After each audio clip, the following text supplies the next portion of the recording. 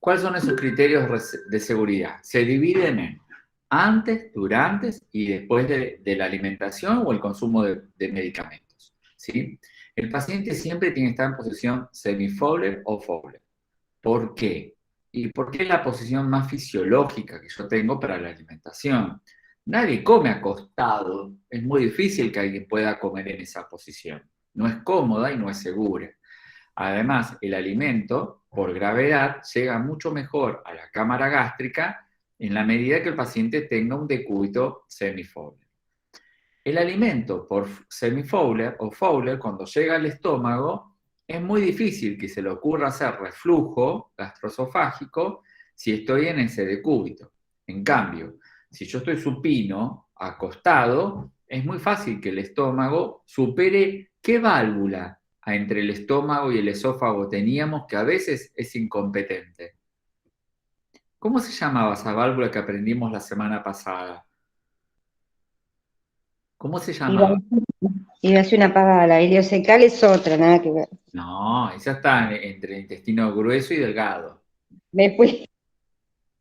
A ver los otros colegas, miren que estos temas se evalúan en el segundo parcial, ¿sí? Que el segundo parcial es heavy, ¿eh? El del 27, ¿Lórica? ¿eh? ¿Lórica? No. No, el píloro separa el estómago del intestino. Yo pregunto, ¿cómo se llama el que separa el estómago del esófago? Ay, Cardias, el cardias, ¿sí? Lo vimos la semana pasada. El cardias se vuelve muy incompetente si yo tengo un estómago lleno de alimento y estoy acostado así. Entonces el reflujo gastroesofágico es, pero una chance altísima de tenerlo. Entonces siempre el paciente Fowler o semifowler. Segundo, cerciorarme que esa sonda esté donde tiene que estar. Si yo digo, ¿está en el estómago? ¿Qué tengo que hacer frente a esa pregunta? Ya lo vimos recién, hace minutos. ¿Qué tengo que insuflar y con el insuflar qué? para sentir los ruidos que estén exactamente. A ver, con propiedad y todo el versito, porque no queda otra. ¿Insuflar qué? ¿A dónde? Insuflar con una jeringa aire. Muy bien. ¿Cuántos centímetros? ¿30, 50 centímetros o con 3 centímetros puede alcanzar? ¿Qué pregunta? 3 centímetros. Muy bien, decíamos siempre volúmenes pequeñitos, de 3 a 5 centímetros de aire alcanzan, no insuflen de más. Muy bien, insuflo entonces por la sonda. ¿Y qué tengo que hacer? ¿Qué necesito? ¿Necesito ponerme algo o escucho así en el aire? Muy bien. ¿Apoyo la membrana dónde? En el medio del tórax. No. Hoy ya no puedo acercar en el medio del tórax, no. ¿Dónde es la zona topográfica del abdomen? Muy bien, el epigastrio, ¿sí? Epigastrio, ahí está, güey. Epigastrio, ¿sí? No tengo que decir en el medio del tórax, porque si me voy al tórax me voy acá, está el esófago. Claro, no, debajo, claro, sí. Bien, epigastrio, muy bien. Ausculto el soplido, entonces cuando ya digo, bueno, escuché el soplido, puedo dar cierta garantía que esa sonda está todavía en el esófago, en el estómago. Entonces, y la tercera medida de seguridad es la fijación, ¿sí? Fijarme que la fijación esté buena, porque a veces yo veo que está todo bien pegadito y sin embargo la sonda hago así y se mueve, se desliza. Entonces, las 3 medidas de seguridad antes de alimentarse: posición Fowler, auscultación, fijación de la sonda. Una vez que el paciente empieza a alimentarse, tengo que seguir medidas de seguridad, ¿sí? Se mantiene siempre la posición, ¿sí? Preferentemente semisentado o sentado. Esa seguridad siempre se mantiene en todo el proceso. Luego, acá ya no tengo que soplar a nadie, ¿sí? Ni fijar, porque ya ocurrió la primera instancia. Lo que tengo que valorar es la tolerancia del paciente al alimento. ¿Cómo me doy cuenta que está tolerando? ¿Cómo se darían ustedes cuenta que el paciente está tolerando bien o está tolerando mal? La Si está tolerando mal es porque empieza a vomitar o tiene náuseas. Muy bien, el paciente refiere náuseas, te puede vomitar. Dolor. ¿Qué más puede pasar? Puede referir dolor abdominal. Muy bien, el abdomen duele, distiende, se pone duro, puede tener deposiciones diarreicas, ¿sí? Entonces, todo eso hace la intolerancia del producto. Y después están las medidas post, ¿sí? Recuerden que si a mitad o en el transcurso de la alimentación, yo tengo un familiar al lado, ¿no? Y le digo, si su familiar empieza que dice que va a vomitar, lo que rápidamente le voy a pedir que usted haga, detenga lo que está infundiendo, si cierra acá esta llavecita o apriete este botón o baje la ruedita y me manda a llamar, ¿sí? Eso es algo que uno le puede pedir al familiar, porque yo no puedo estar al lado del paciente todo el tiempo, más cuando tengo muchos. Entonces le dice, detenga lo que está pasando, uno le muestra, pero también le pide que rápidamente me llame, ¿sí? Perfecto, esa es una medida de seguridad. Después, recuerden los que tienen el micrófono habilitado. Elba, te voy a apagar el micrófono y lo habilitas para preguntar o aportar, ¿dale? Así no se escucha mucho ruido en la sala, pero lo abrís cuanta consulta, duda o aporte. Entonces, para que se escuche bien las grabaciones. Entonces, ahí le digo, si aparece el vómito o tengo ganas de vomitar, te dice su familiar, detenga lo que está consumiendo y me avisa rápidamente. Luego, el post, terminé alimentado, todo bien, toleró, perfecto. Bueno, ¿qué sigue? Lavar con agua potable, por lo menos 10 centímetros, para que no queden restos de alimentos, para que no queden restos de medicamentos si había pasado medicamentos, ¿sí? Para dejar permeable el sistema. Ya está. Punto. Cuando vuelva a alimentarlo al paciente, ponerle que me dice, mira, en 3 horas lo vas a volver a alimentar.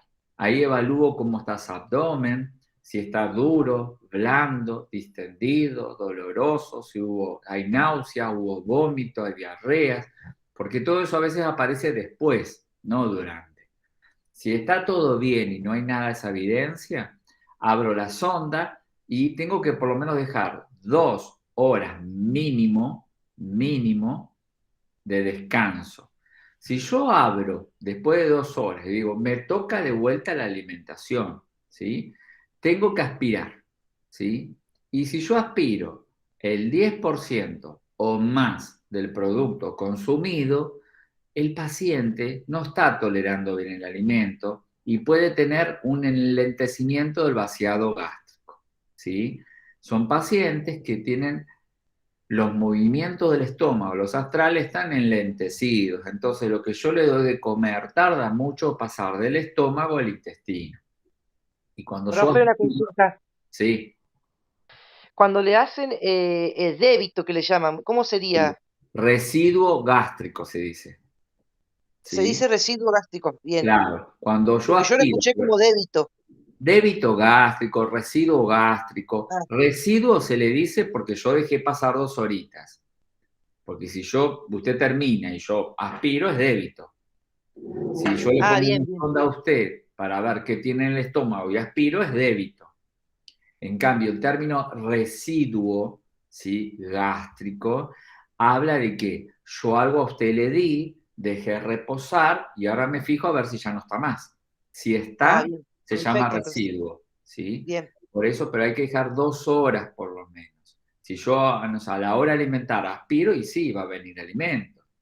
Entonces siempre se deja 2 horitas de reposo gástrico, se aspire. Y si viene el 10% de lo que yo le di o más, es un residuo positivo. Significa que es un paciente que hay que darle tiempo a que vacíe.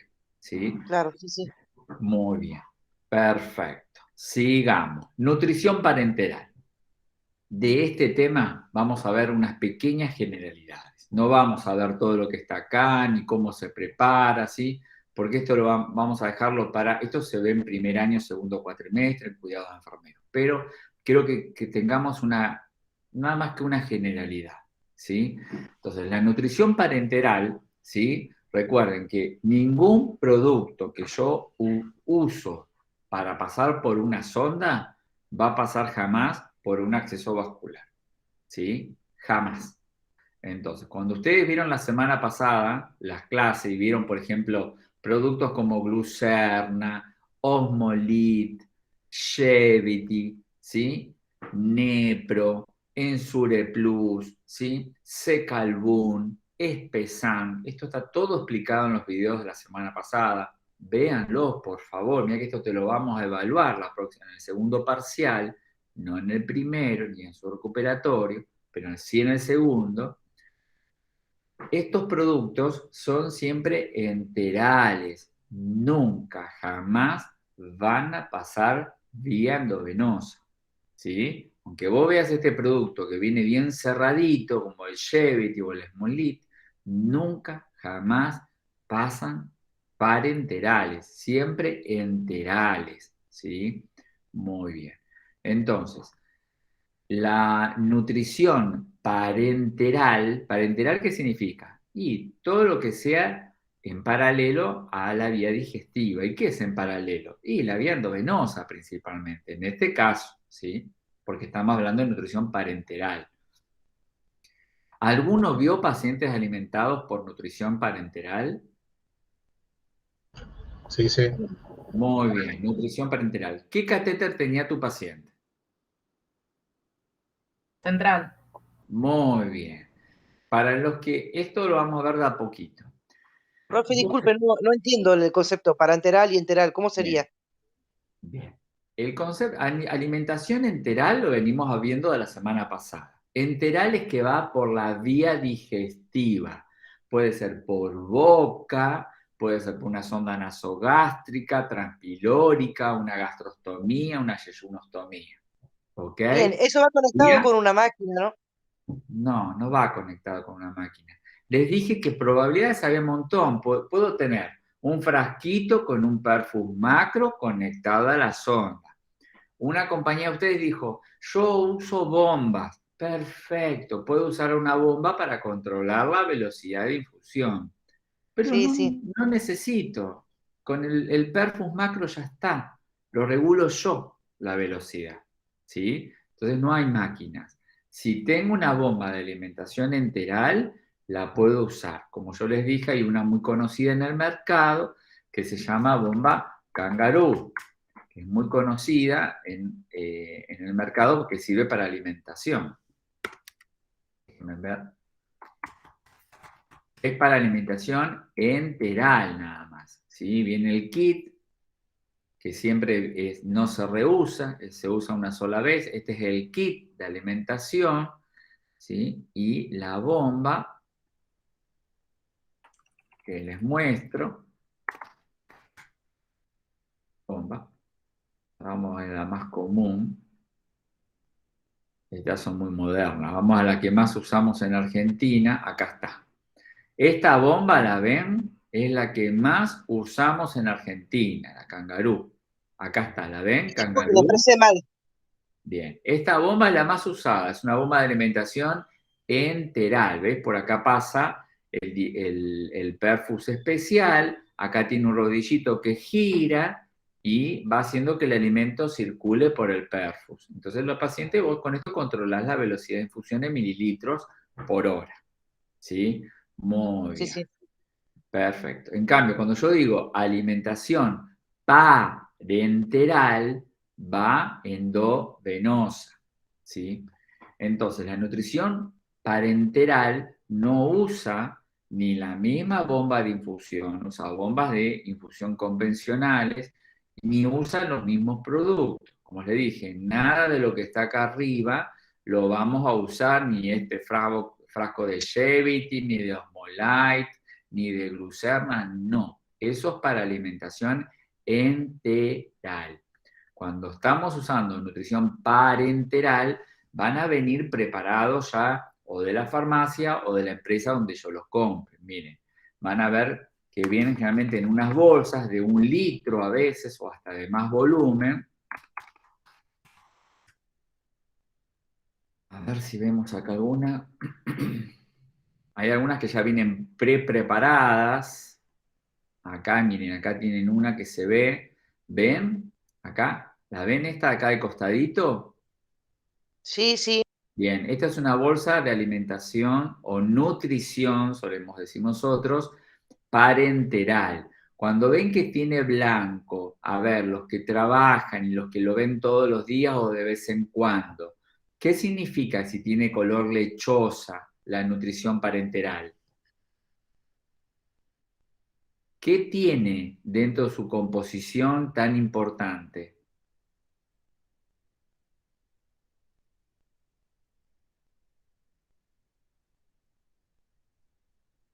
Lípidos, lípidos. Cuando vean una nutrición parenteral que tiene aspecto lechoso, como la que estamos viendo acá, es que hay lípidos. ¿Los lípidos qué son? Si yo quiero usar otra palabra para que me entienda el paciente.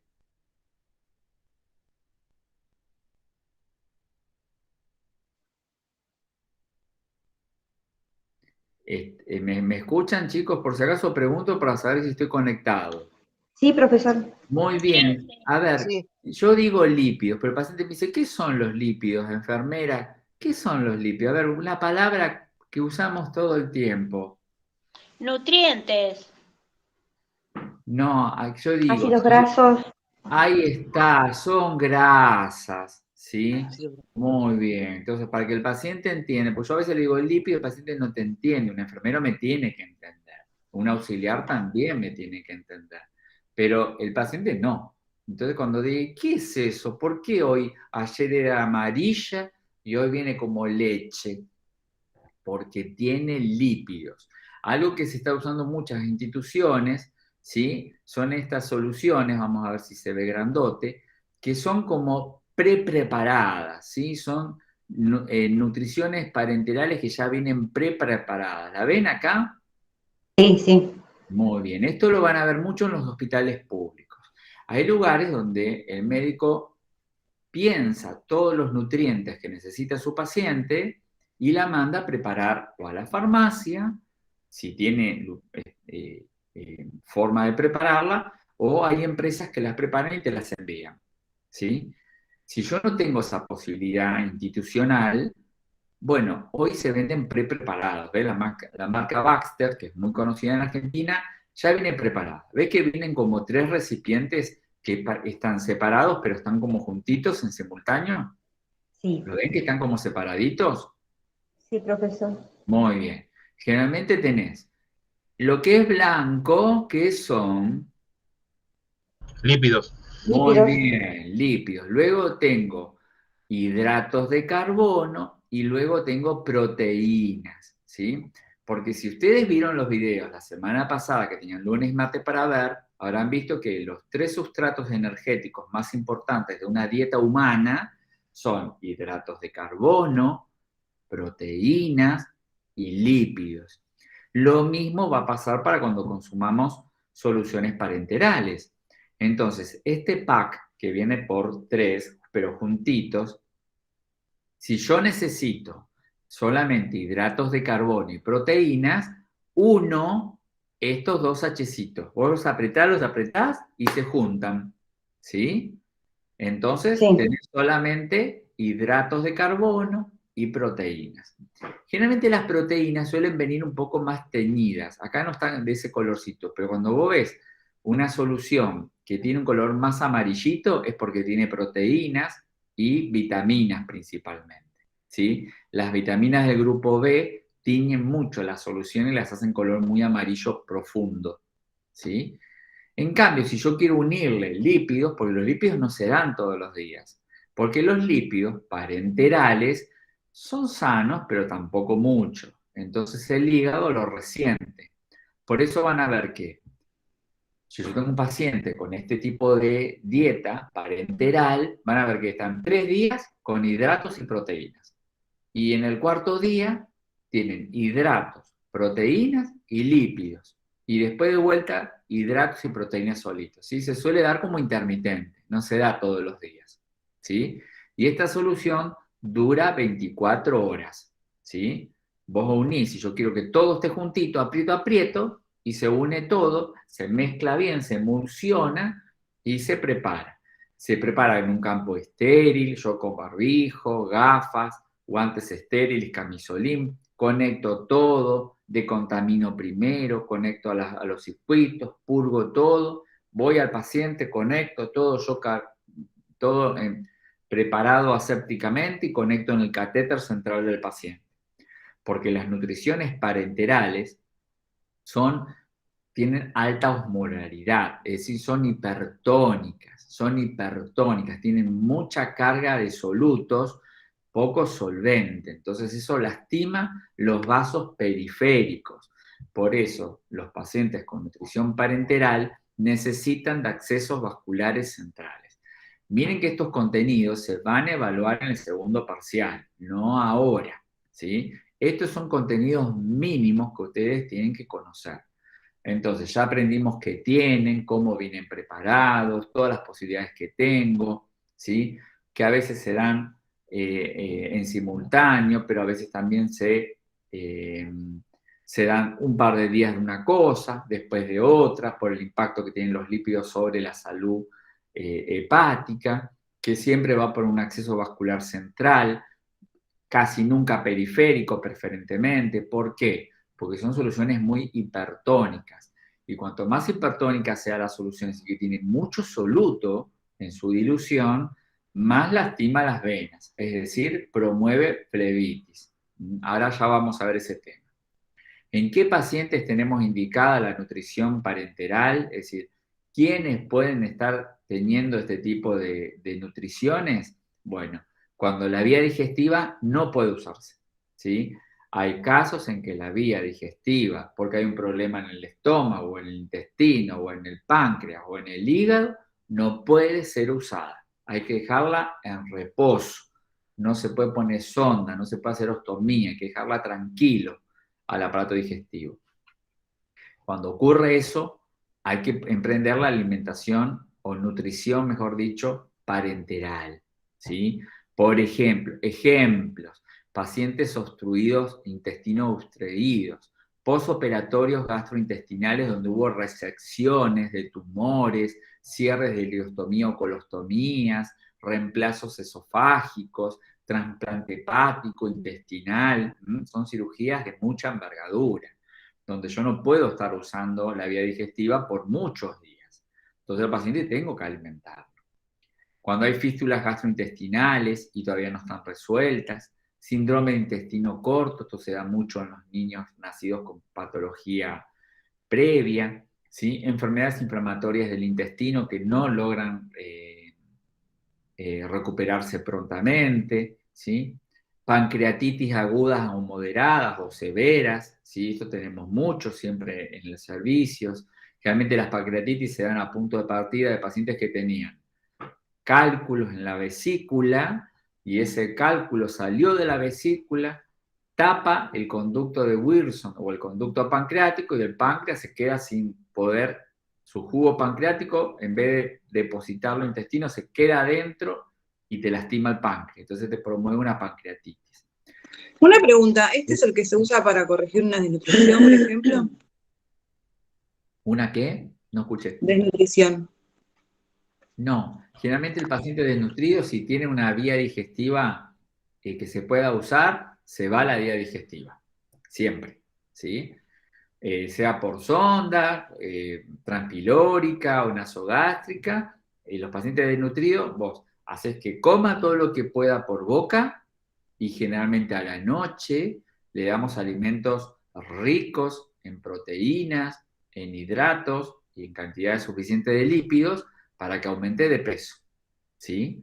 Pero, Está bien, porque cuando hice las prácticas en terapia había visto una persona que estaba desnutrida y me pareció que tenía este tipo de alimentación, sí, pero... puede ser que la tenga. Quizás cuando vos está desnutrido y no puede usar la vía digestiva, y obviamente te queda la parenteral, nada más. Pero si vos pero tenés entonces una tenía vía, otro problema aparte de las de nutrición. claro, si vos tenés una vía enteral, es decir, una vía digestiva buena, funcional, dale por ahí, porque tiene problemas. La nutrición parenteral no es inocua, ¿sí? Necesita un catéter central y no todos los pacientes lo tienen. Muy bien. O estados hipermetabólicos. Y estados hipermetabólicos significan que consumen mucha energía. Entre ellos, por ejemplo, pacientes con traumatismos abdominales, traumas cráneoencefálicos, pacientes muy quemados, ¿sí? Que tienen grandes quemaduras, quiero decir, ¿no?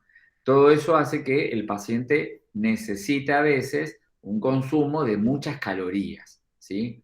Perfecto. Algunas desventajas, porque por ahora vimos todo lo bueno que tiene. Desventajas, puede haber hiperglucemia, porque tiene altas concentraciones de glucosa, requiere de catéteres centrales, ¿sí? Cosa que un paciente con una sonda no lo requiere. Puede incrementar las tasas de infección. Cuando yo pongo un catéter central, siempre la tasa de infección asociada a catéteres aumenta. Y es mayores costos versus a la nutrición enteral, ¿sí? Porque acá tengo que mandar a preparar un producto o comprar un producto y haber colocado un catéter, ¿sí? Más los costos que supone colocar la nutrición, que ya diga que cambiarse todo. Muy bien. ¿Se entendió esas generalidades? Sí, profe. Sí, sí.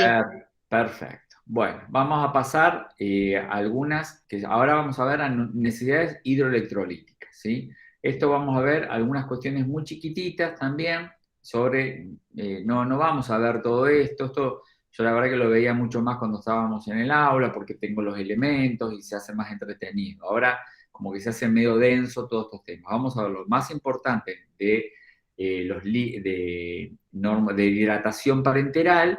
Y después sí vamos a pasar a balance, que eso sí ya es muy importante para nosotros, que lo hacemos todos los días, nada más que ahora le vamos a dedicar un tiempito.